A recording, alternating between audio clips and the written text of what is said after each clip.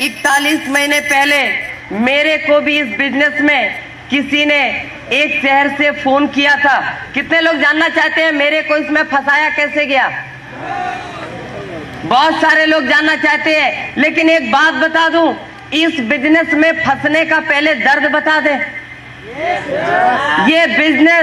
इस बिजनेस में फंसने का दर्द बता दूं, क्योंकि एक बात बताऊं, लोग आपको फंसाने के लिए लाए हैं, लेकिन हम इटावा से यहां तक आपको बचाने के लिए आए। किसी भी कीमत पर आपको फंसने नहीं देंगे, क्योंकि इस बिजनेस में फंसने का दर्द क्या होता है ये मेरे से ज्यादा कोई नहीं जानता।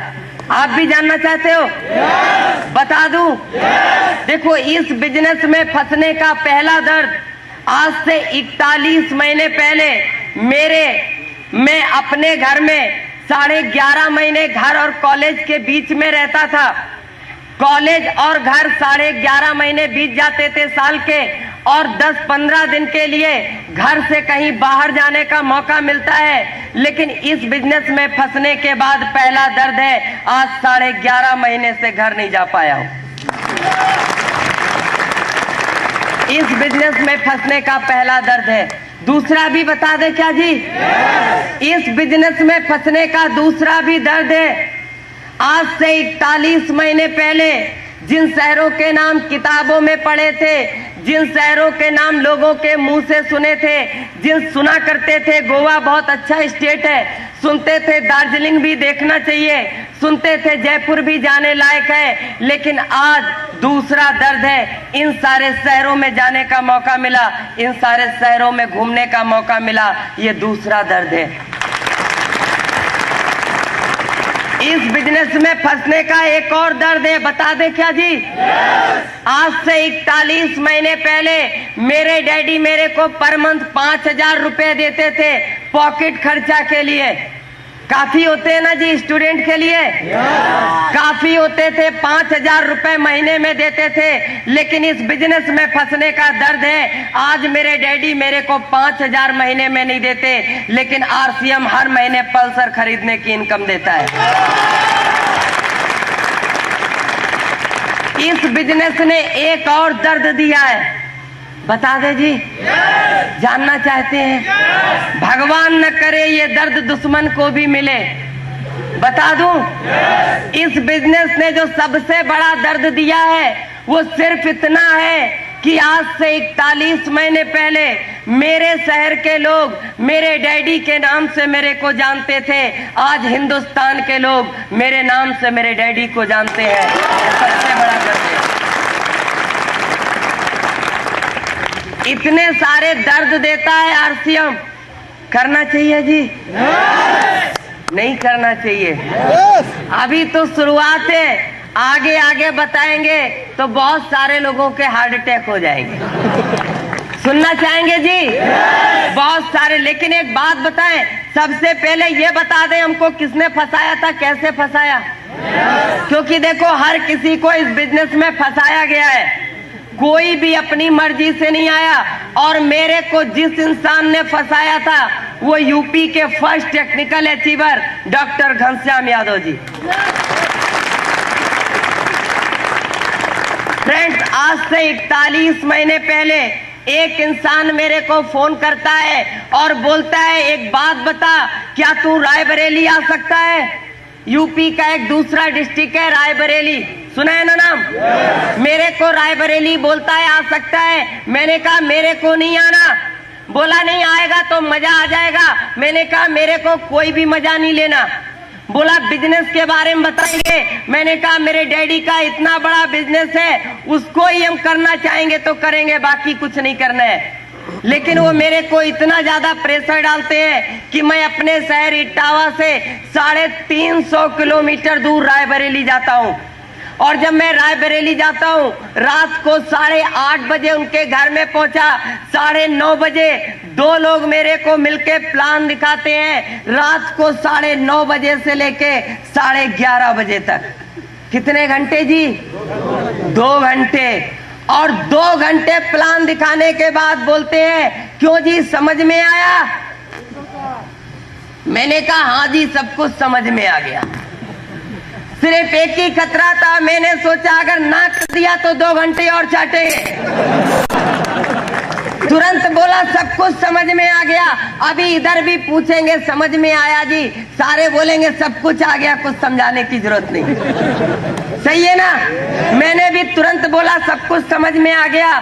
सुबह होती है, बोलते हैं चलो आपको पिकअप सेंटर लेकर चलते हैं। दोनों लोग मेरे को पिकअप सेंटर पर ले जाते हैं और जब पिकअप सेंटर पर जाता हूं तो पिकअप सेंटर के गेट पे जैसे ही पहुंचा, पिकअप सेंटर को देख के हालत खराब हो गई। इतनी जर्जर अवस्था में पिकअप सेंटर, उससे अच्छी पान की दुकान होती है जी। मेरे को दिमाग में एक ही बात आई, रात को तो बड़ी बड़ी हाँक रहा था, इतनी बड़ी कंपनी है, इतना बड़ा टर्नओवर है, ये है वो है, अरे जिसके पिकअप सेंटर का ये हाल है उस कंपनी का क्या हाल होगा। लेकिन साहब 2 लोगों के बीच में फंसे थे ना। अंदर जाते हैं, बोरे में से किट निकालता है। किससे निकालता है जी? बोरे में से धूल झाड़ता है, मेरे को देता है, बोलता है इसमें 3 पैंट का कपड़ा है, 3 शर्ट का कपड़ा है, 1 गरम सूट का कपड़ा है और तेरे को 2990 देना है। कितना देना है जी? ये भी नहीं पूछता पॉकेट में है कि नहीं है, बस देना है।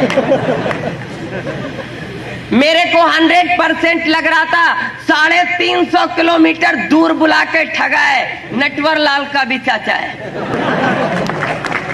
लेकिन मैंने उसको 2990 दिया। उस बैग को लेकर अपने घर पे आया, अलमारी में बंद करके रख दिया।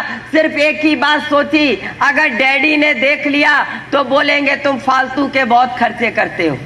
बात समझ में आ रही है जी? 100% आ रही है? चाटूंगा नहीं, अगर नहीं आ रही है तो बोल दो। आ रही है ना जी? मैंने उसको अलमारी में रख दिया और मैं 9 महीने गुजर जाते हैं। 9 महीने मैं भूल गया कि मैं किसी आरसीएम को जानता हूं। मैंने आरसीएम का कपड़ा लिया है, मैंने आरसीएम का कपड़ा कोई लिया है, किसी को पैसे भी दिए हैं। लेकिन 9 महीने बाद उसी इंसान का फिर फोन आता है। बात समझ में आ रही है ना? क्योंकि एक बात कहते हैं, बुरे दिनों को जितनी जल्दी भुला दो उतना ही अच्छा। तो मैं भी 9 महीने तक भूल गया, लेकिन उस इंसान का फिर से फोन आता है और मेरे को बोलता है यार एक बात बता, क्या फैजाबाद आ सकता है? मैं बोला क्यों? पहले आया था तो आरसीएम में फंसाया था, अब किस में फंसाना है? बोला नहीं यार, आरसीएम के बारे में डिटेल में बताना है। मैंने कहा जब शॉर्ट में बताया था तो 2990 लिया था, डिटेल में कितना लेगा?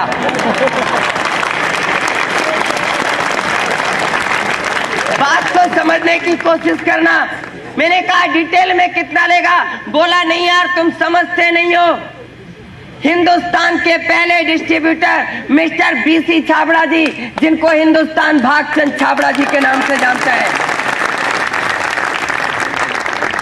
भागचंद छाबड़ा जी आ रहे हैं और मैं चाहता हूं, उन्होंने लोगों की तकदीरें बदल दी हैं।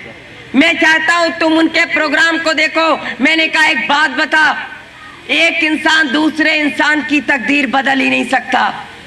अगर ऐसा होता तो एक डॉक्टर का बेटा कैंसर से नहीं मरता, एक पुलिस वाले का बेटा अपराधी नहीं बनता, एक डीएम का बेटा चपरासी नहीं बनता और एक प्रिंसिपल का बेटा अनपढ़ नहीं रहता। एक इंसान दूसरे इंसान की तकदीर नहीं बदल सकता। उसने मेरे को एक बात बोली थी कि ये सच है, एक इंसान दूसरे इंसान की तकदीर नहीं बदल सकता, लेकिन ये भी सच है एक इंसान दूसरे इंसान को तकदीर बदलने की तदबीर जरूर बता सकता है। मैं बोला मेरे पास पैसे नहीं है। बोला पिछली बार जितना खर्चा हुआ था वो भी दे दूंगा, इस बार भी आने जाने का सारा पैसा दे दूंगा, जितना भी खर्चा होगा सब दे दूंगा, बस तेरे को आना है। मैं उसके शहर फैजाबाद में पहुंचता हूं और जब उस प्रोग्राम हॉल के गेट पे पहुंचता हूं तो साहब एक इंसान खड़ा रहता है। इधर भी खड़ा होगा ना जी, उधर भी खड़ा रहता है और एक टिकट हाथ में देता है और बोलता है 50 का नोट निकालो। मेरे को एक ही बात समझ में आई, कि पिछली बार देखने सुनने का पैसा नहीं लगा था, अब की तो गेट से ही शुरू हो गए। अंदर क्या होगा? 100% समझ में आ रही है? 100%। सोचो, आपको 100% समझ में आ रही है, मेरे को खाली 3 बात समझ में आई थी। आप कहां तक जा सकते हो? सोचने वाली बातें। और 3 घंटे में सिर्फ 3 बात समझ में आई थी। बता दूं क्या बात समझ में आई थी? पहले घंटे में मेरे को पहली बात समझ में आई थी। छाबड़ा साहब बोल रहे थे कि 17 से 18 लाख लोग आरसीएम का कपड़ा पहन चुके हैं, आरसीएम के डिस्ट्रीब्यूटर बन चुके हैं, और जब तक 1 करोड़ लोगों को आरसीएम का कपड़ा नहीं पहना दूंगा तब तक चैन से नहीं बैठूंगा। मेरे को पहली बात समझ में आई, 18 लाख लोगों को फंसा चुके हैं, 1 करोड़ को फंसाने की तैयारी है। लेकिन दूसरे घंटे में छाबड़ा साहब बोल रहे थे, उनके बोलने का तरीका अच्छा लग रहा था, उनके बात करने का स्टाइल अच्छा लग रहा था, उनके समझाने का सलीका अच्छा लग रहा था। और दूसरे घंटे में दूसरी बात मेरे को समझ में आती है, अरे ये तो खाली 1 करोड़ फंसा पाएंगे, अगर इनके जैसा बोलना मेरे को आ जाएगा, मैं 8-10 करोड़ फंसा लूंगा। लेकिन फ्रेंड्स, आखिरी घंटे में जो बात मेरे को समझ में आई थी, उसने मेरी सोच को बदल दिया, मेरी जिंदगी को बदल दिया, मुझे फर्श से अर्श तक पहुंचा दिया। आखिरी बात भी बता दूं क्या? जानना चाहते हैं? आखिरी में मेरे को सिर्फ एक बात समझ में आई थी कि अगर मैं आरसीएम नहीं कर सकता तो हिंदुस्तान में कोई नहीं कर सकता। अगर मेरे को आरसीएम से रॉयल्टी टेक्निकल नहीं आ सकता तो हिंदुस्तान में किसी को भी नहीं आ सकता। 3 घंटे के प्रोग्राम के बाद होटल में छाबड़ा साहब से मुलाकात होती है, उनसे बहुत सारी बातें होती हैं, और उनसे मिलने के बाद मैं वापस अपने शहर में आता हूं। एक कागज पे मैंने 100 लोगों के नाम लिखे थे। कितने के जी? 100 लोगों के नाम लिखे थे, और 1 महीने के अंदर 100 लोगों को प्लान दिखाया था। कितनों को जी? 100 को। और मेरे को एक ही आंसर मिला था। बता दूं? मेरे को सिर्फ एक ही आंसर मिला था, नो, मैं नहीं कर सकता, मेरे को नहीं करना, तू फंस गया, मेरे को मत फंसा, मैं तेरे जैसा बेवकूफ नहीं हूं। उल्लू समझ रखा है क्या? मेरे को ये आंसर मिले थे, और मैं सच कहता हूं, अगर 10-20 लोग मना कर दे तो क्या होगा जी? क्या होता है आपका? है जी? हौसला पर अच्छों की हवा निकल जाती है जी। 100 लोगों ने मना कर दिया, मेरी भी सारी की सारी निकल गई। मैंने तुरंत अपने अपलाइन को फोन किया, मैंने कहा सर एक बात बताओ, पूरे इटावा डिस्ट्रिक्ट में एक मई बेवकूफ मिला था फंसाने के लिए। बोले क्यों, क्या हुआ? मैंने कहा दूसरा कोई फंसता ही नहीं है। बोले अरे बात तो बताओ क्या हुआ? मैंने कहा ये पूछो क्या नहीं हुआ। जो लोगों ने कभी नहीं कहा था वो आरसीएम में आने के बाद कहा। बात समझ में आ रही है ना? बोले नहीं यार डिटेल में बताओ। मैंने उनको डिटेल में सारी बात बताई, और मैं आज भी थैंक्स बोलता हूं उस great upline mister Ghanshyam Yadav ji का, जिन्होंने मेरे को,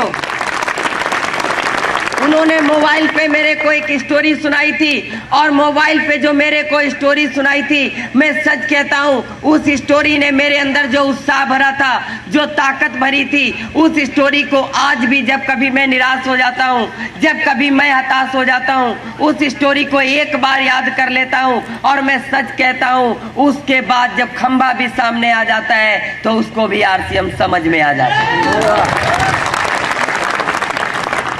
सुना दूं स्टोरी? जानना चाहेंगे? मेरे को सर ने एक स्टोरी सुनाई थी कि एक मूर्तिकार था, उसको एक छोटी सी मूर्ति बनाने के लिए छोटे से पत्थर के टुकड़े की जरूरत थी। वो एक बड़े से पत्थर के पास जाता है और उस पत्थर पे 100 बार हथौड़ी से चोट करता है, लेकिन पत्थर का टुकड़ा नहीं टूटता। वो हताश हो जाता है, निराश होकर घर वापस चला आता है। एक दूसरा शिल्पकार उसी पत्थर के पास जाता है, और जैसे ही हथौड़ी से चोट करता है, पत्थर का टुकड़ा टूटकर बाहर आ जाता है। बात ये नहीं थी कि पहले शिल्पकार के हाथों में ताकत नहीं थी, बात ये भी नहीं थी कि पहले शिल्पकार के हथौड़ी में पावर नहीं थी, बात ये भी नहीं थी कि पहले शिल्पकार का इरादा मजबूत नहीं था। बात सिर्फ इतनी सी थी कि वो पत्थर 100 चोटें सह चुका था, बस एक की जरूरत थी।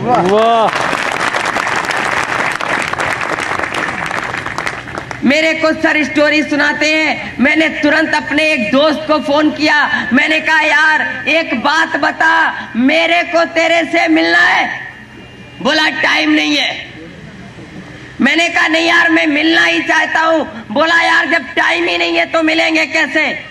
मैंने कहा एक साल में 365 दिन होते हैं जी, एक महीने में 30 या 31 दिन होते हैं, एक हफ्ते में 7 दिन होते हैं और एक दिन में 24 घंटे होते हैं। मेरे को तेरे से सिर्फ 1 घंटे के लिए मिलना है। कितना जी? 1 घंटे के लिए मिलना है। बोला यार मैं टाइम निकाल ही नहीं पाता हूं। मैंने कहा मैंने रतन टाटा का इंटरव्यू पढ़ा था। उनके इंटरव्यू में एक बात थी, उन्होंने कहा था कि महीने में 2-4 दिन का टाइम मैं भी निकाल सकता हूँ। महीने में 2-4 दिन के टाइम मेरे पास भी होता है, मैं भी कुछ नया कुछ रचनात्मक काम कर सकता हूँ। अरे सोचने वाली बात है, इस देश के उद्योगपति के पास महीने में 2-4 दिन का टाइम हो सकता है, लेकिन इस देश के रोडपति के पास 1 घंटे का टाइम नहीं है। बात को समझने की कोशिश करना। बोला ठीक है मैं तेरे से 1 घंटे के लिए मिल सकता हूं। एक बात बता, रात को 10 बजे मेरे घर आ सकता है क्या? सोचने वाली बात है। मैं चंबल घाटी का रहने वाला हूं। कितने लोगों ने नाम सुना है जी चंबल घाटी का? बहुत सारे लोगों ने सुना है। तो मैं चंबल घाटी का रहने वाला हूं। रात को 9 बजे के बाद लोग अपने घर का गेट नहीं खोलते, भले ही मेहमान आ जाए। और वो मेरे को बोलता है रात को 10 बजे मेरे घर आ सकता है क्या? उसके घर से मेरा घर 10 किलोमीटर दूर है। मैंने मन में एक ही बात सोची, तेरे को फंसाना है। 10 बजे क्या, रात को 12 बजे भी आ जाऊंगा।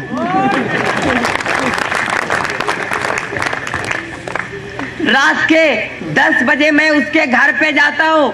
उसकी पूरी फैमिली को बिठा के मैंने आरसीएम का प्लान दिखाया, प्रोडक्ट को बताया, प्रोडक्ट को दिखाया। जो भी मेरे को आता था उतना मैंने उसको बताया और सब कुछ जानने के बाद मेरे से बोलता है यार वो सब तो ठीक है, लोगों के पास रॉयल्टी आ गई होगी, लोगों के पास टेक्निकल भी आ गया होगा, लेकिन एक बात बता, अगर कंपनी भाग गई तो।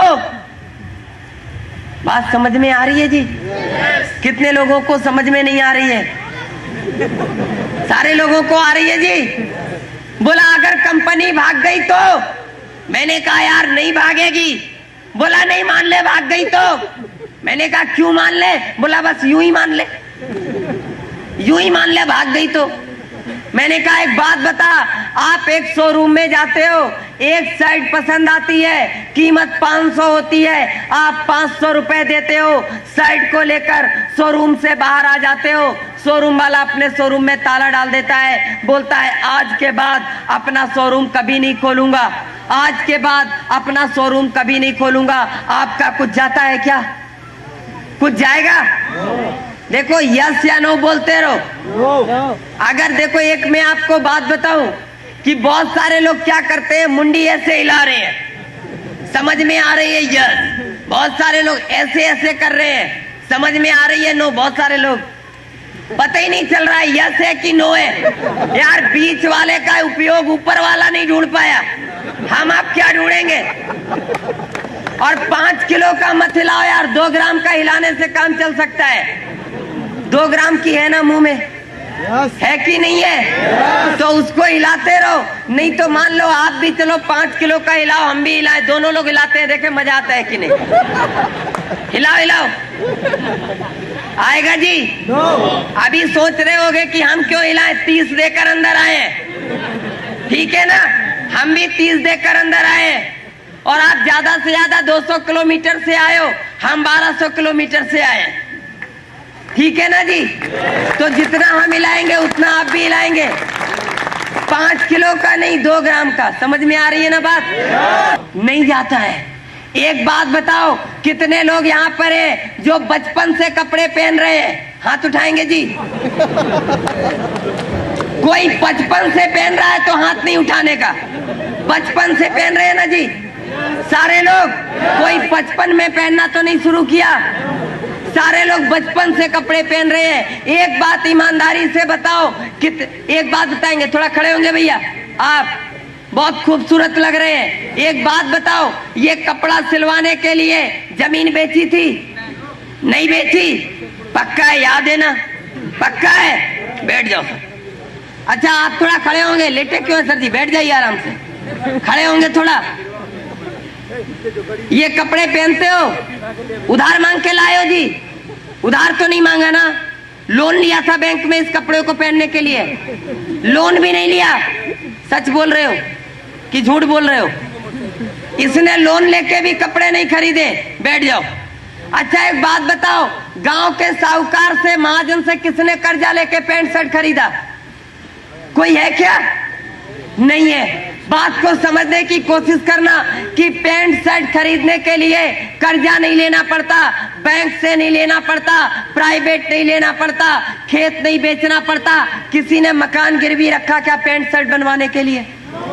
आज तक नहीं रखा। सोचने वाली बात है। अगर आप आरसीएम का कपड़ा पहनोगे तो क्या कुछ बेचना पड़ेगा जी? नहीं बेचना पड़ेगा। आप कपड़े लोगे और पैसे दोगे, कपड़े घर में आ जाएंगे। लेकिन ईमानदारी से एक बात बताओ, आपने कपड़े घर में रख लिए, अगर कंपनी भाग गई तो आपका कुछ जाएगा? नहीं जाएगा। लेकिन सोचने वाली बात है, fashion shooting private limited company के मालिक मिस्टर त्रिलोक चंद छाबड़ा जी, जिन्होंने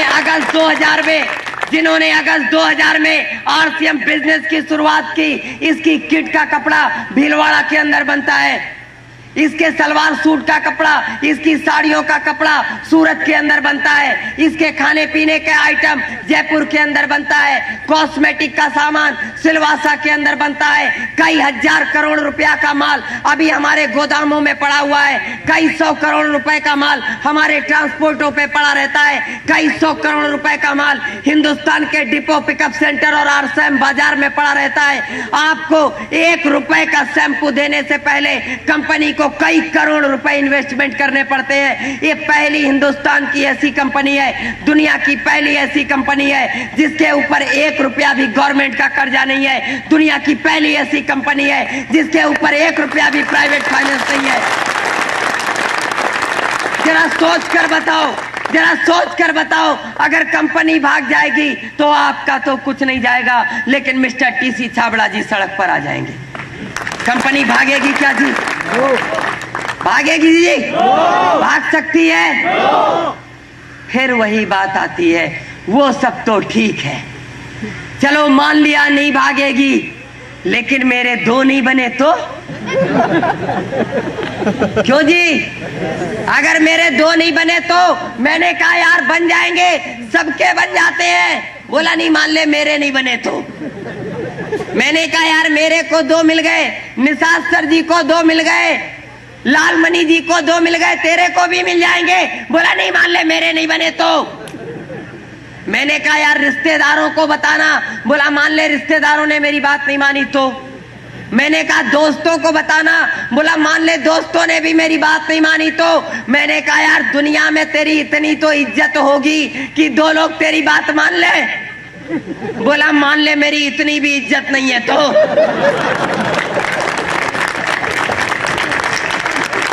मैं बोला तो एक काम कर, जब तेरी इतनी भी इज्जत नहीं है तो चुल्लू भर पानी में डूब के मर जा।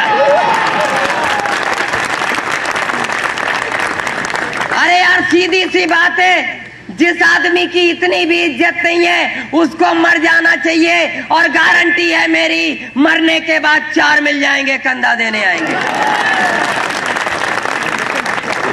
और लिख कर जाना, उन 4 में से 2 आरसीएम में आ जाएंगे। अरे जीते जी अपनी तकदीर नहीं बना सकता, मरने के बाद बच्चों की तकदीर बना के जाओ। बोला चलो ठीक है, मैंने मान लिया, मेरे 2 बन गए, उन दोनों के भी 2-2 बन गए। उन दोनों के भी 2-2 बन गए, उन दोनों के भी 2-2 बन गए। ऐसे तो एक दिन पूरे डिस्ट्रिक्ट के लोग ज्वाइन हो जाएंगे। जो लास्ट में आएगा उसका तो किधर से आएगा? मैं बोला कोई बात नहीं, अपन अपने डिस्ट्रिक्ट से बाहर चलेंगे। यूपी में और भी डिस्ट्रिक्ट है। बोला मान ले सारे डिस्ट्रिक्ट के लोग ज्वाइन हो गए, पूरा यूपी ज्वाइन हो गया, जो लास्ट में आएगा वो 2 कहां से लाएगा? मैं बोला कोई बात नहीं, अपन यूपी से बाहर चलेंगे, बिहार चलेंगे, झारखंड चलेंगे, पंजाब चलेंगे, हरियाणा चलेंगे, गुजरात चलेंगे, बंगाल चलेंगे, आसाम चलेंगे। बोला मान ले सारे स्टेट के सारे लोग ज्वाइन हो गए, पूरा हिंदुस्तान ज्वाइन हो गया, जो लास्ट में आएगा उसका 2 कहां से लाओगे? अभी अपना ठिकाना नहीं था, अभी पूरा इंडिया ज्वाइन हो गया तो मैं बोला कोई बात नहीं, अपन एशिया में चलेंगे। बोला मान ले पूरा एशिया भी ज्वाइन हो गया तो मैं बोला यार यूरोप में भी कंपनी पहुंच जाएगी। बोला मान ले पूरा यूरोप भी ज्वाइन हो गया तो मैं बोला अपन अफ्रीका, अमेरिका, ऑस्ट्रेलिया महाद्वीप में चलेंगे। बोला मान ले पूरी दुनिया ज्वाइन हो गई, दुनिया में कोई भी नहीं बचा, जो लास्ट में आएगा ना वो 2 कहां से लाएगा? मैं बोला ऐसा तो हो ही नहीं सकता। बोला क्यों नहीं हो सकता? मैंने कहा नहीं हो सकता। बोला क्यों नहीं हो सकता? मैंने कहा देखो ऊपर वाले ने दुनिया को बनाया है और ऊपर वाले को दुनिया को चलाना भी है। अगर सारे लोग आरसीएम में आ जाएंगे तो सारे लोग लखपति करोड़पति बन जाएंगे। अरे जब सारे लोग लखपति करोड़पति बन जाएंगे तो रिक्शा कौन चलाएगा? बात को समझने की कोशिश करना। आने वाले समय में कुछ लोग आरसीएम में आएंगे, कुछ लोग नहीं आएंगे, कुछ लोग लखपति बनेंगे, कुछ लोग करोड़पति बनेंगे और कुछ लोग खाली पत्नी के ही पति रह जाएंगे। लेकिन एक बात की गारंटी है, आने वाले समय में जो लोग आरसीएम कर रहे हैं वो लोग भी कार पे होंगे और जो लोग नहीं कर रहे हैं वो लोग भी कार पे होंगे। फर्क सिर्फ इतना सा होगा, जो लोग कर रहे हैं वो कार के पीछे की सीट पे होंगे और जो लोग नहीं कर रहे हैं वो लोग ड्राइविंग सीट पे होंगे।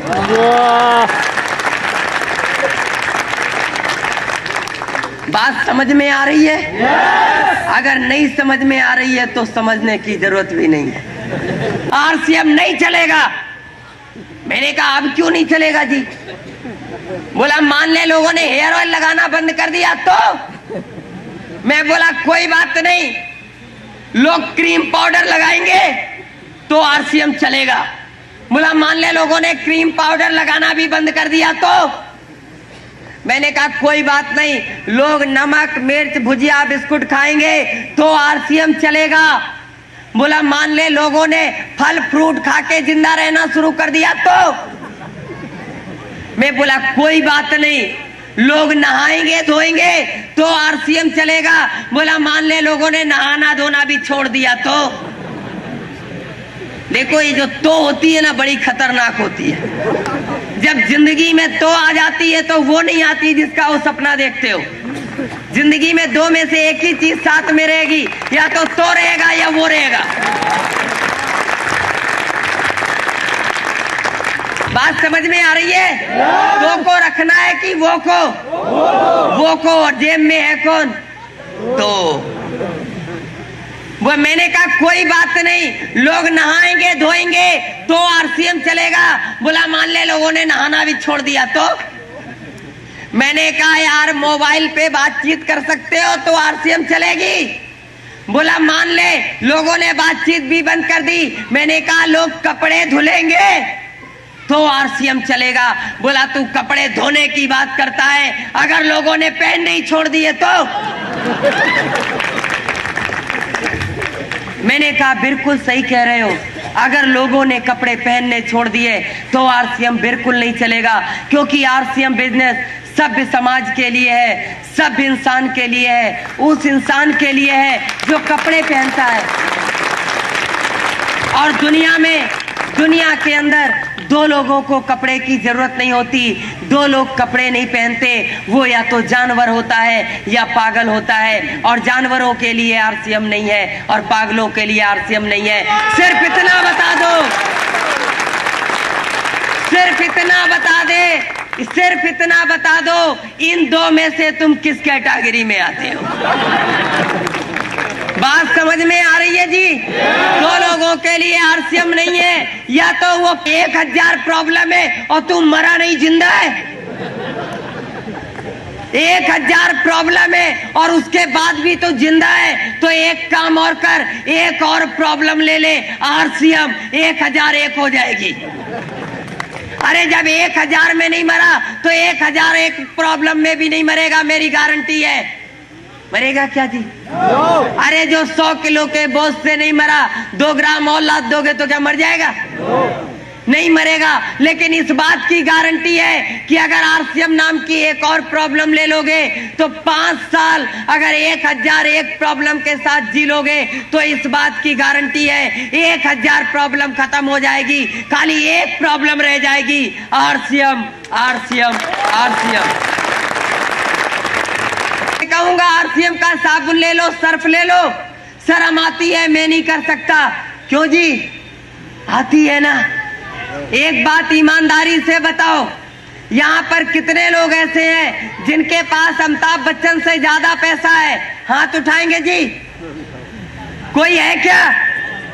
अमिताभ बच्चन से ज्यादा किसी के पास पैसा है? यस या नो?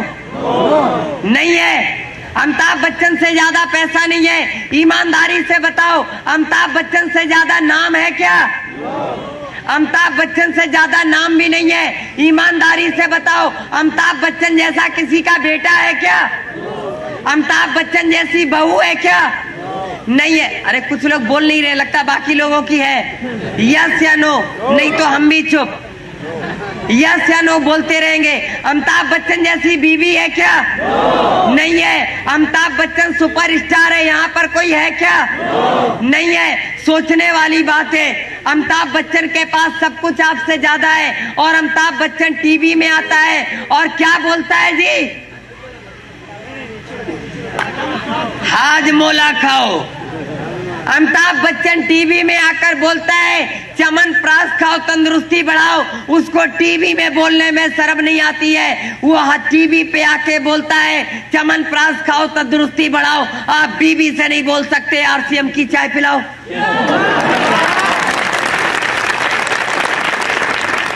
बात को समझने की कोशिश करना। अमिताभ बच्चन को शर्म नहीं आती और हमको शर्म आती है। उसके पास शर्म नहीं आती, इसीलिए उसके पास पैसा आता है, और हमको शर्म आती है, इसीलिए हमको हमारे पास नहीं आता है। उसको शर्म नहीं आती, उसको सफलता मिलती है, हमको शर्म आती है, इसीलिए हमको सफलता नहीं मिलती। बात समझने की कोशिश करना। अभी देखो, लोग बोलने का पैसा लेते हैं, वो ऐड करते हैं, पैसा ले जाते, और हमको ऐड करने में शर्म आती है। बात को समझने की कोशिश करना। एक खूबसूरत सी लड़की टीवी पे आती है। अभी मैं एक बार टीवी देख रहा था, वैसे मैं बहुत कम टीवी देखता हूँ, अभी ये तो मेरे को नहीं पता, मैं उसमें ऐड देख रहा था, क्योंकि ये तो टीवी में आजकल पता ही नहीं चलता है कि पिक्चर के बीच में ऐड आता है कि ऐड के बीच में पिक्चर आती है। ये तो पता नहीं चलता है ना जी। तो मैं ऐड देख रहा था, एक खूबसूरत सी लड़की आती है टीवी पे, एक खूबसूरत सी लड़की आती है, उसका ज्यादा नाम तो नहीं पता है, लेकिन वो बोलती है मेरी खूबसूरत त्वचा का राज साबुन है। अब साबुन का नाम नहीं ले सकते ना, उस साबुन वाले मेरे को पैसा नहीं देते, जो ऐड करने का देते हैं उन्हीं का नाम लेते हैं। बोलती है मेरी सुंदरता का राज साबुन है जी। एक बात बताओ, थोड़ा आप खड़े होंगे जी, सफेद टोपी लगाए हैं, साबुन लगाते हैं जी? लगाते हैं। कितने साल से लगा रहे हैं जी? 8 साल से लगा रहे हैं। 8 साल से ये साबुन लगा रहे हैं जी। एक बात ईमानदारी से बताओ, उस लड़की की खूबसूरत त्वचा हो गई, आपकी क्यों नहीं हुई जी? क्या साबुन कंपनी वाले से आपकी दुश्मनी है क्या? कोई खानदानी अदावत है जी? है जी? उसकी हो गई, आपकी क्यों नहीं हुई जी? बैठिए सर जी, हम बताते हैं। बात को समझने की कोशिश करना, क्योंकि ये जब साबुन लेने जाते हैं तो इनकी जेब से 14 रुपया जाता है और उसकी जेब में 14 करोड़ पहुंचता है। ये काले हो जाते हैं और लाल हो जाते हैं। और मैं उनको ग्रेट बोलता हूं क्योंकि मैंने उनसे बहुत कुछ सीखा है। बात को समझने की कोशिश करना। मेरा एक दोस्त है, मैं जब भी उसको फोन करता हूं बोलता हूं और यार कैसे हो, क्या चल रहा है, तो बोलता है बस कट रही है। क्या बोलता है जी? कट रही है। जब भी उसको फोन किया बोला कट रही है। मैंने अभी उसको फोन किया था दीपावली पे, मैंने बोला और यार क्या है, रात को 11 बजे, तो बोला कट रही है। मैंने कहा क्या कट रही है, रात को 11 बजे सब्जी काट रहा है क्या? बोला नहीं बिस्तर पे हूं। मैंने कहा बिस्तर पे क्या काट रहा है? बोला कट रही है। सोचने वाली बात है। बोला जिंदगी कट रही है। सुना है कि 84 लाख योनियों के बाद इंसान का शरीर मिलता है और उसके बाद भी लोग कहते हैं कट रही है। काटने के लिए भेजा है क्या जी? लेकिन कट रही है। एक मेरा और दोस्त है, उसको जब भी फोन करता हूं बोलता गुजर रही है। मैं बोला और क्या हाल चाल है? बोला गुजर रही है। नए साल पे उसको फोन किया, बोला हैप्पी न्यू ईयर, और क्या हाल चाल है? बोला गुजर रही है। 15 साल का, मैं 15 साल पुरानी दोस्ती है उससे, बचपन का दोस्त है। बोलता है गुजर रही है। मैंने कहा पिछले 15 साल से कह रहे हो गुजर रही है गुजर रही है, गुजर क्यों नहीं जाते? 15 साल से गुजर ही नहीं पाए। साइनाइड खा लो, 2 मिनट में गुजर जाओ। बात को समझना। लोगों की गुजर रही है, कट रही है, गुजार रहे हैं। इकट्ठे गुजर जाओ ना यार, घिसट घिसट क्यों को गुजर रही है। और फिर भी लोग कहते हैं क्या आरसीएम करना जरूरी है? जरूरी है जी? नहीं, मजबूरी है। क्योंकि लोगों की कट रही है, हमको काटनी नहीं है। लोगों की गुजर रही है, हमको गुजारनी नहीं है। वो कैसे दिखते हैं मेरे को नहीं पता, लेकिन अपने को झक्कास रहना है, अपने को बिंदास रहना है। ट्रांसपोर्ट कंपनी के मालिक हावड़ा में रहते थे। हावड़ा में हम सारे लोग पैदा हुए। वो बहुत बड़े बिजनेसमैन है। मेरी मदर फाइनेंसर है। हम लोग अभी आज की तारीख में इटावा में भी मेरा घर है। मेरे दादाजी रॉयल फैमिली से थे और हम लोगों ने जिंदगी में, जब मैं दुनिया के अंदर आया था तो मैं ऐसा ही आया था जैसा आपको दिखता हूँ। बात समझ में आ रही है जी? और क्योंकि मैं इस देश से बाहर भी रहा हूँ, मेरी आधी से ज्यादा जिंदगी हिंदुस्तान के बाहर गुजरी है। मैंने हिंदुस्तान में आकर हिंदी को भी सीखा है। मैं बहुत अच्छी तरीके से हिंदी बोलना लगभग 2 साल से जानता हूँ। मैं टूटी फूटी बोलता हूँ, बहुत सारे शब्द मैं हिंदी के नहीं बोल पाता हूँ। अगर आपको दिक्कत होगी मेरी बात को समझने में तो आप बता देंगे, ठीक है ना जी? वैसे सारी चीजें समझ में आ रही होंगी, क्यों लालमणि जी? कोई दिक्कत तो नहीं हो रही होगी जी सर? तो हम लोग थोड़ी सी बात करते हैं कि लोग जिंदगी के साथ समझौता करते हैं, लोग जिंदगी के साथ एडजस्टमेंट करते हैं, और लोग जिंदगी के साथ समझौता कैसे करते हैं जानना चाहते हो जी? सारे लोग, कितने लोग जानना चाहते हो जी? सारे लोग जानना चाहते हैं। ओके सर, मैं आपको एक बात बताऊं कि अभी मेरा मानना है कि हिंदुस्तान के अंदर 95% यंग लोग, उनकी एज 18 साल से 25 साल है। 95% लोग अगर उनके पास मोटरसाइकिल है तो सिर्फ 2 ही कारण हैं, या तो उनके पापा ने दी है या उनके पत्नी के पापा ने दी है। गलत बोल दिया क्या जी? सही बोला। देखो राजा पाकर में ऐसा नहीं होता है, हमारे इधर ऐसा होता है। 2 ही कारण है, या तो अपने पापा देते हैं या पत्नी के पापा देते हैं, ठीक है ना जी? और अभी क्या होता है कि जब नई नई मोटरसाइकिल मिलती है, नई नई शादी होती है तो नई नई मोटरसाइकिल मिलती है। अभी लोग जिंदगी के साथ समझौता कैसे करते हैं, थोड़ा सा समझने की कोशिश करना। अभी नई नई मोटरसाइकिल मिली, नई नई शादी होती है, अपन मोटरसाइकिल में आगे बैठते हैं और अपनी लाइफ को पीछे बिठाते हैं। लाइफ मतलब समझते हैं जी? लाइफ मतलब समझ में आ रही है ना जी? लाइफ मतलब जान, मेरी जान। देखो अभी शादी नहीं हुई पर एक्सपीरियंस है। जब नई नई शादी होती है तो सबको जान ही दिखाई देती है, ठीक है ना जी? अभी अपन आगे बैठते हैं और अपनी लाइफ को पीछे बिठाते हैं और उसके बाद जिंदगी में एक ही गाना चलता है कि जिंदगी एक सफर है सुहाना। बहुत मस्ती से जिंदगी चल रही होती है और 2-3 साल गुजर जाते हैं, एक नया आइटम दुनिया में आ जाता है। नया आइटम समझ में आ रही है ना जी? सारे लोगों को आ रही है जी? एक नया आइटम दुनिया में आ जाता है। अभी थोड़ा सीन बदलता है और सीन के साथ सॉन्ग भी बदलता है। अभी अपन आगे बैठते हैं और आइटम को बीच में बिठाते हैं और अब लाइफ हो जाती है। क्या होती है जी? लाइफ हो जाती है। और लाइफ के बाद वाइफ हो जाती है। वाइफ को पीछे बिठाते हैं और उसके बाद जिंदगी में एक ही गाना चलता है, 100 साल पहले हमें तुमसे प्यार था। अभी शक है कि नहीं है, लेकिन 100 साल पहले था, गारंटी है। और अभी थोड़ा सा जिंदगी में और परिवर्तन आता है, 2-3 साल और गुजरते हैं, पहला वाला आइटम बड़ा हो जाता है और दूसरा वाला दुनिया में आ जाता है। और आप क्या करते हैं? देखो लोग एडजस्टमेंट कैसे करते हैं, समझने की कोशिश करना।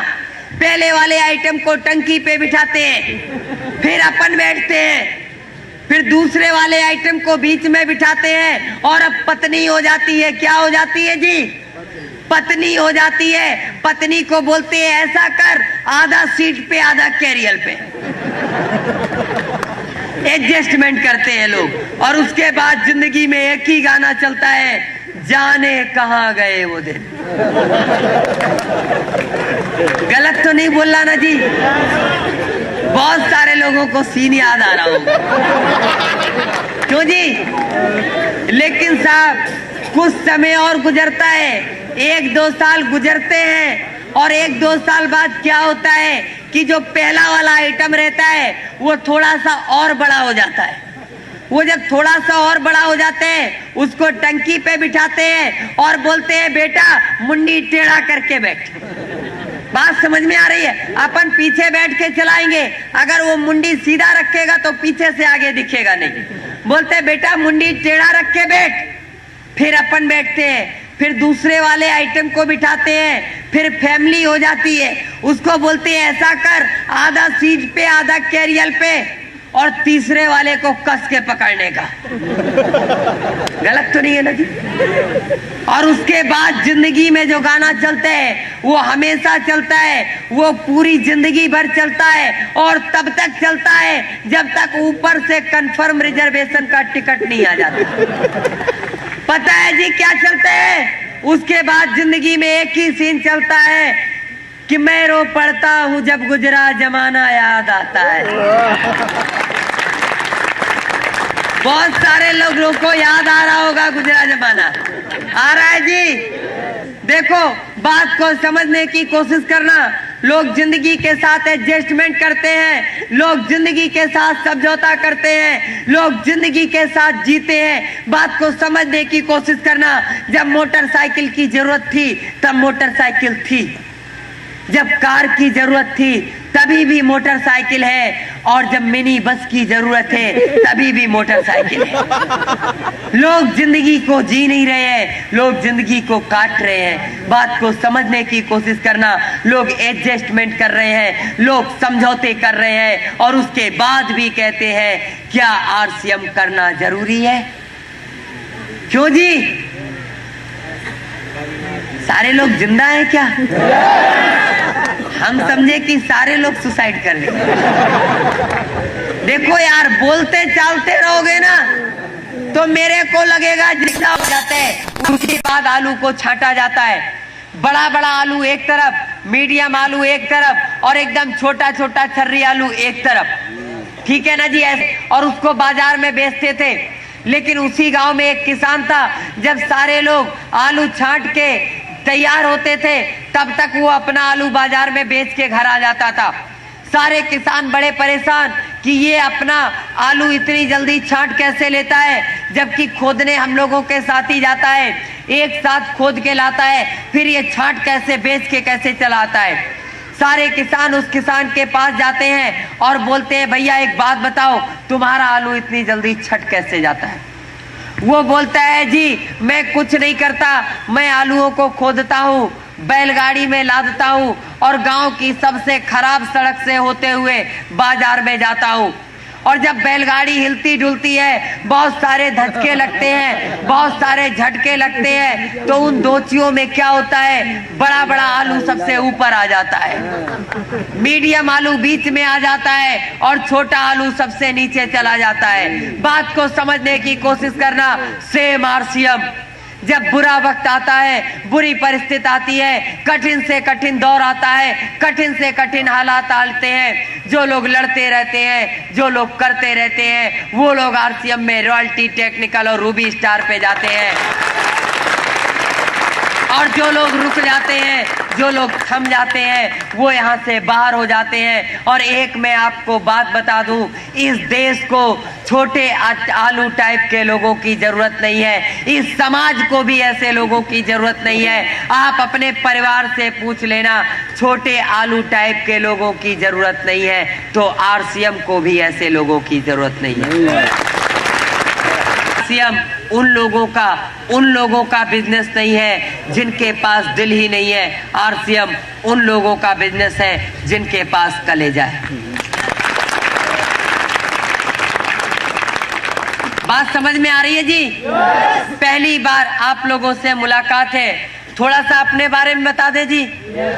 थोड़ा सा कितने लोग जानना चाहेंगे जी? पहली मुलाकात है। क्यों सर जी, डिटेल अपनी भी डिटेल हो जाए, क्योंकि पहली मुलाकात है और पहली मुलाकात में एक बार परिचय पूरा होना चाहिए। क्यों जी? मैं आपको बता दूं, मैं वेस्ट बंगाल हावड़ा में पैदा हुआ था। मैं जैसा दिखता हूँ, मैं दुनिया के अंदर ऐसा ही आया था। और जब मैं दुनिया के अंदर आया था, उसके बाद से दुनिया के बड़े बड़े डॉक्टरों ने मेरा इलाज किया, दुनिया में कई देशों के डॉक्टरों ने मेरा इलाज किया, और मेरा 9 साल तक मेरी जिंदगी हॉस्पिटलों में बीती। और उसके बाद मैं अपने घर पे आया था, जब सारे डॉक्टर्स ने इस बात को मना कर दिया कि नहीं ठीक कर सकते। उसके बाद मैं अपने घर पे आया था। मैं दुनिया का सबसे निगेटिव इंसान था, और शायद मेरे जैसा निगेटिव इंसान दुनिया के अंदर नहीं था। मैं हमेशा निगेटिव ही सोचता था, सिर्फ और सिर्फ निगेटिव सोचता था, और इतना निगेटिव सोचता था कि आज मैं बता नहीं सकता। मैं हर चीज को ना बोलता था, मैं हर चीज को ना जानता था, लेकिन मैं थैंक्स बोलता हूँ अपने मम्मी डैडी को, जिन्होंने मेरे को कॉलेज में पढ़ने के लिए भेजा, मेरे दादी बाबा को, जिन्होंने बहुत कोशिश की मेरे को पढ़ाने की, और बहुत सारी कोशिश की। और मैं थैंक्स बोलता हूँ उस टीचर को जिसने मेरे को पेन पकड़ना सिखाया था, और आज ये हाथ कंप्यूटर भी चला सकते हैं। बात को समझने की कोशिश करना। मेरे डैडी से जब मेरे को बोलते थे स्कूल में जाना है, तो मैं बोलता था मैं नहीं पढ़ सकता। काफी कोशिशों के बाद उन्होंने मेरे को सिर्फ एक ही बात बोली थी, कुछ नहीं करना है, आपके टीचर जो कहते हैं सिर्फ वही करते रहो। मैंने कहा मैं नहीं कर सकता। बोले वो वही काम बोलेंगे जो आप कर सकते हो, वो ऐसा कोई भी काम नहीं बोलेंगे जो आप नहीं कर सकते हो। बात को एक मैं आपको और बता दूं बात, कि 9 साल तक जब मैं हॉस्पिटलों में रहता था, मेरे को दुनिया के सिर्फ 3 रिश्तों के बारे में पता था। मेरे को पता था एक डॉक्टर होता है, मेरे को पता था एक नर्स होती है, मेरे को पता था कि डॉक्टर और नर्स से पेशेंट का रिश्ता होता है, और तीसरा रिश्ता मेरे को पता था कि एक दोस्ती होती है। 3 ही रिश्ते मेरे को पता थे। लेकिन घर आने के बाद बहुत बाद मैंने जाना कि मम्मी भी होते हैं, डैडी भी होते हैं, दादाजी भी होते हैं, दादी जी भी होते हैं, और दुनिया के बहुत सारे रिश्ते भी होते हैं। दुनिया में 9 साल बाद मैंने जाना। जब मैं स्कूल जाता था तो जो मेरे टीचर कहते थे मैं करता था। जो मैं आज भी थैंक्स बोलता हूँ कि मैंने सिर्फ फॉलो किया जो वो बोलते चले गए, और मैं पढ़ता चला गया। लेकिन मेरे अंदर से बहुत सारी नेगेटिविटी नहीं गई। मैं बहुत सारा नकारात्मक बातें सोचता था, मैं बहुत ज्यादा नो सोचता था, मैं बहुत ज्यादा नहीं सोचता था। बात को समझने की कोशिश करना। एक बार मेरे घर में सफाई हो रही और उसमें बहुत सारे सामान घर से बाहर रखे होते हैं, और एक टेबल पर एक बहुत खूबसूरत डायरी रखी थी, बहुत ही खूबसूरत डायरी थी। और बस उस डायरी को देखकर मैं यूं ही उसके पन्ने को पलटने लगा। मेरे डैडी की डायरी थी और मैं उसको पढ़ने लगा। जब मैंने उसको पढ़ना शुरू किया तो उस डायरी में एक डेट थी 15 फरवरी।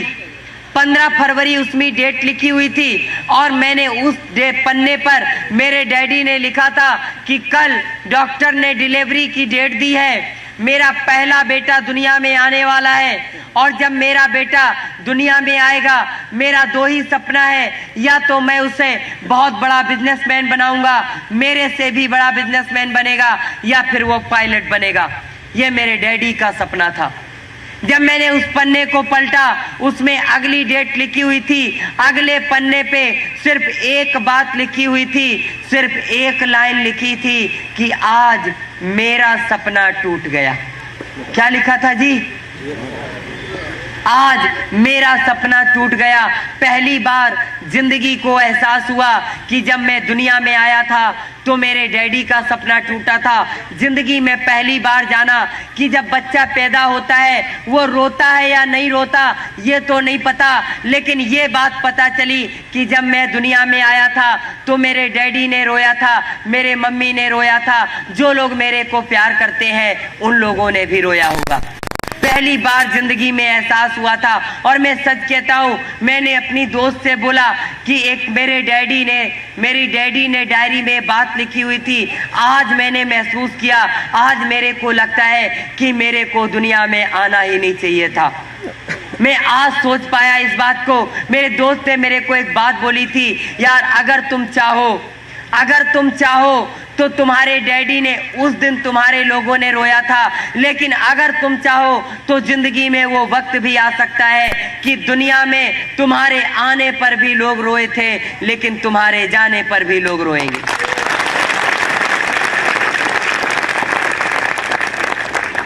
मैं सच कहता हूँ, उस दिन के बाद मेरे दिमाग की सोच बदलनी शुरू हुई। बहुत ज़्यादा मैं नहीं कहता कि मैं पॉजिटिव हो गया, लेकिन मैंने अपनी एजुकेशन में मन लगाया और उसके बाद मैंने सेल्स की ट्रेनिंग ली, मैंने प्रैक्टिकल साइकोलॉजी की ट्रेनिंग ली, मैंने ट्रेनिंग देना शुरू किया।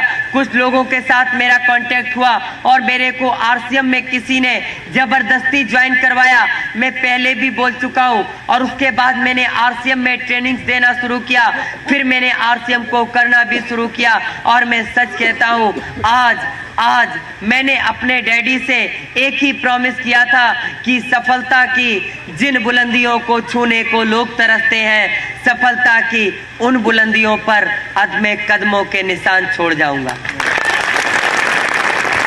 मानते हैं इस बात को जी? जानते सारे लोग हैं, मानते भी सारे लोग हैं, पर करते सारे लोग नहीं। यस या नो सर? करते नहीं है सारे लोग। और मैं आपको एक बात बताऊं, एक बार मैं बीसी साहब का प्रोग्राम देख रहा था और बीसी साहब ने एक बात बोली थी कि अगर आपको जिंदगी में कुछ हासिल करना है, कुछ बड़ा हासिल करना है, तो एक काम करो। अगर आपको दूध बहुत अच्छा लगता है, आपको खाना खाने के बाद दूध की जरूरत पड़ती है, बिना दूध पिए आप सो नहीं सकते हो, तो आज एक काम करो, आज कसम खा लो, तब तक दूध नहीं पिएंगे जब तक रॉयल्टी नहीं आ जाएगी। बात को समझने की कोशिश करना। उन्होंने कहा था, जो चीज आपको सबसे प्यारी लगती है, आप कसम खा लो कि उस चीज को उस दिन तक नहीं छुओगे जब तक आपको कोई पिन नहीं मिल जाती, आपको रॉयल्टी टेक्निकल नहीं मिल जाता, कुछ नहीं मिल जाता। बात को समझने की कोशिश करना। मैंने उस दिन भी एक बात को सोचा था और मैंने अपने सर जी को बोला था, अपनी ग्रेट अपलाइन को बोला, मैंने उनसे प्रॉमिस किया था कि सर जी उस दिन तक मैं अपने घर नहीं जाऊंगा जब तक मेरे को एमराल्ड स्टार नहीं आ जाएगा। क्योंकि मैं एक बात बताऊं, दुनिया में सबसे ज्यादा अच्छा मुझे अपना घर लगता है। बताऊं, ऐसा कुछ भी नहीं है, ऐसा कुछ भी नहीं है। एक बात को ध्यान से अपने दिमाग में नोट कर लेना, चाहे कॉपी पे नोट कर लेना, चाहे दिल में नोट कर लेना, लेकिन आज मेरी बात को नोट कर लेना कि बिगड़े हुए हालात की तस्वीर बदल सकती है। बिगड़े हुए हालात की तस्वीर बदल सकती है। बस से बदतर हाल में तकदीर बदल सकती है। मानता हूं किस्मतें, मानता हूं मैं खुदा, किस्मतें लिखता है मगर, मानता हूं मैं खुदा, किस्मतें लिखता है मगर, आदमी अगर चाहे ले तहरीर बदल सकती है, तहरीर बदल सकती है, तहरीर बदल सकती है। बात को समझने की कोशिश करना। बात समझ में आ रही है जी? 100% आ रही है जी?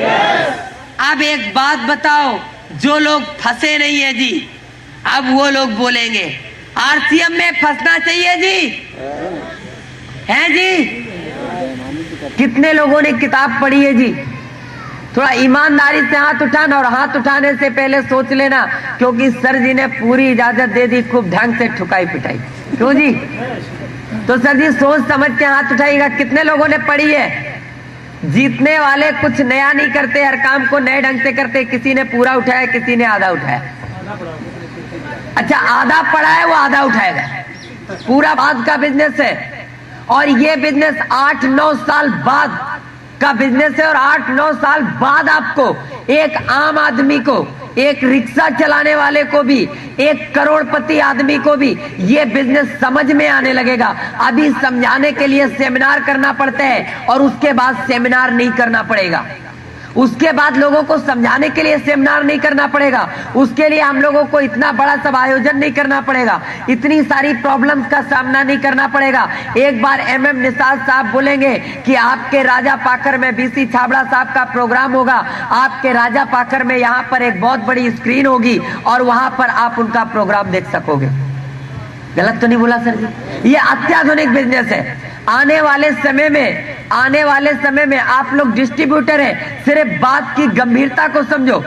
आने वाले समय में, आज जब RCM मोबाइल दे सकता है, आज जब RCM कंप्यूटर दे सकता है, आज जब RCM दुनिया की बड़ी बड़ी कंपनियां RCM से हाथ मिला सकती है, तो क्या वो दिन दूर है जब RCM का खुद का चैनल होगा? दूर है क्या? दूर नहीं है। और एक दिन आप RCM का चैनल लगाओगे, और मुकेश कोठारी साहब का सेमिनार चल रहा होगा बॉम्बे में, और देख कहां पर रहे होगे? घर पर। एक दिन BC छाबड़ा साहब गुवाहाटी में कर रहे होंगे, आप देख कहां रहे होगे? अरे हम आने वाले समय में हर वो बहाना खत्म कर देंगे जिसके कारण कोई भी हिंदुस्तानी पीछे रह जाए। अरे मीटिंग में आने का टाइम नहीं है, कोई दिक्कत नहीं है। संडे को भी टाइम नहीं है घर में आने का, कोई दिक्कत नहीं है। रात को 10 बजे के बाद घर में क्या करते हो जी? है जी?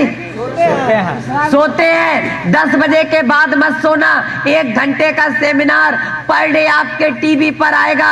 RCM का कोई ना कोई लीडर बोलेगा, अपने दोस्तों को फोन कर देना, यार घर पे तो सोते हो, 1 घंटा और जग के प्रोग्राम देख लो। क्यों जी? कैसा लग रहा है? लग रहा है कि हम लोग हवाई बात कर रहे हैं। हवाई बात लगती है, आज लगती है। जब TC छाबड़ा साहब कपड़ा लेकर आए थे, मैं इस कंपनी में, जब मैं कंपनी में विजिट करने जाता हूं, तो अक्सर मेरा एक और काम है कि मैं महीने में एक बार उस समय कंपनी में जाता हूं जब वहां पर भीड़ नहीं होती है। मैंने एक बार TC छाबड़ा जी से मुलाकात की, और TC छाबड़ा जी से बहुत सारी मैं बात किया। तो मैंने सर जी से एक बात पूछी। मैंने कहा, सर जी एक बात बताओ, क्योंकि मैं भी एक नया डिस्ट्रीब्यूटर था। हर एक डिस्ट्रीब्यूटर की एक चाहत होती है कि सर जी अब क्या लॉन्च करने वाले हो? क्यों जी? सर जी यही तो पूछते हैं, अब क्या क्या आने वाला है? मैंने भी सर से पूछा, सर जी एक बात बताइए, अब RCM और क्या क्या लाने वाला है? तो पता है मेरे को आंसर क्या मिला था? जानना चाहते हैं जी? उन्होंने मेरे को एक आंसर दिया था आज से 1.5 साल पहले। एक आंसर दिया था, एक इंसान होने के नाते जो भी आपकी जरूरत है वो RCM पूरी करेगा, और एक बिजनेसमैन होने के नाते जितनी भी आपकी जरूरतें हैं वो भी RCM पूरा करेगा। और क्या चाहिए?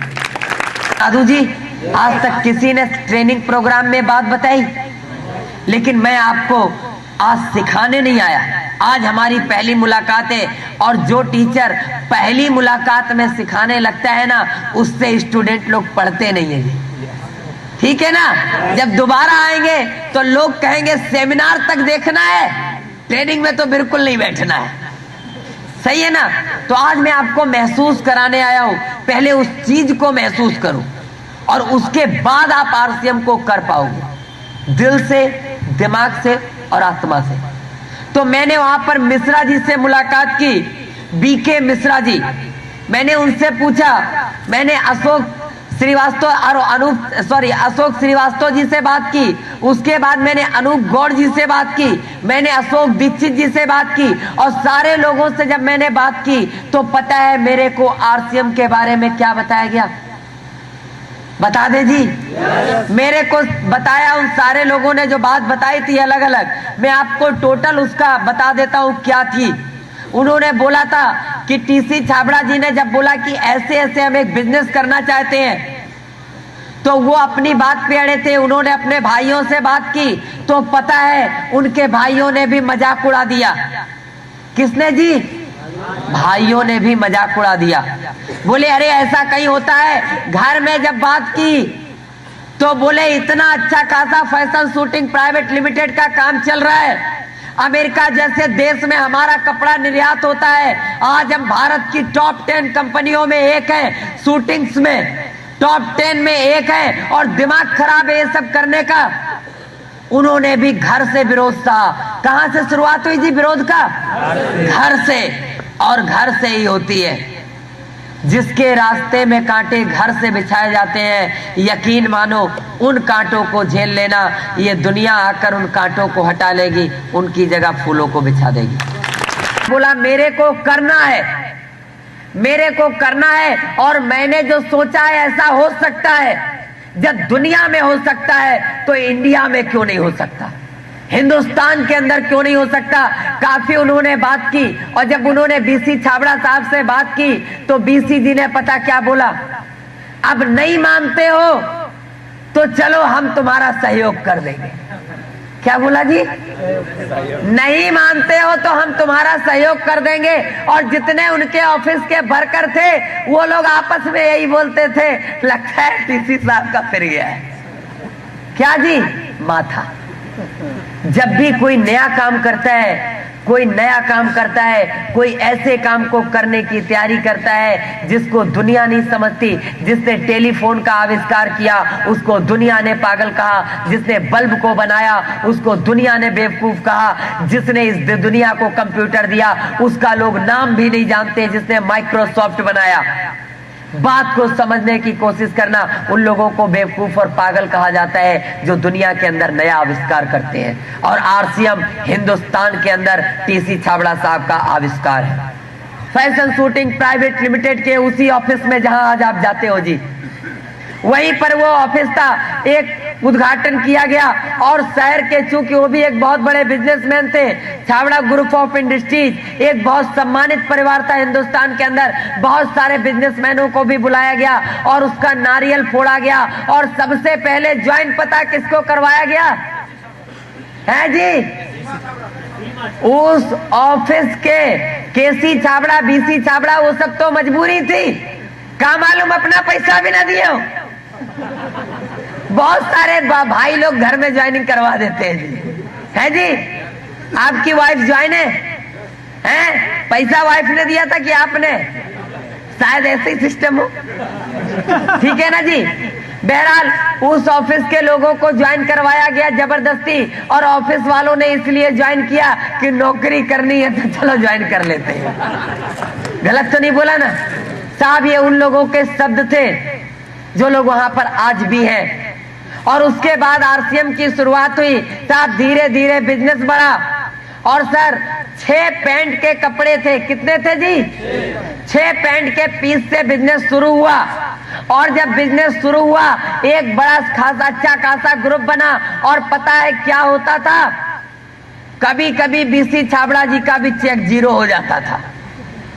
क्यों? क्योंकि हर महीने लोग ज्वाइन नहीं हो पाते थे, बड़ी प्रॉब्लम आ रही थी। और एक समय ऐसा आया जब सारे लोगों ने हथियार डाल दिए कि नहीं, ये नहीं हो सकता, ये नहीं हो सकता, बिल्कुल नहीं हो सकता, कभी नहीं हो सकता। लेकिन एक इंसान ने उस वक्त भी हथियार नहीं डाले, उसको कहते हैं टीसी छाबड़ा जी।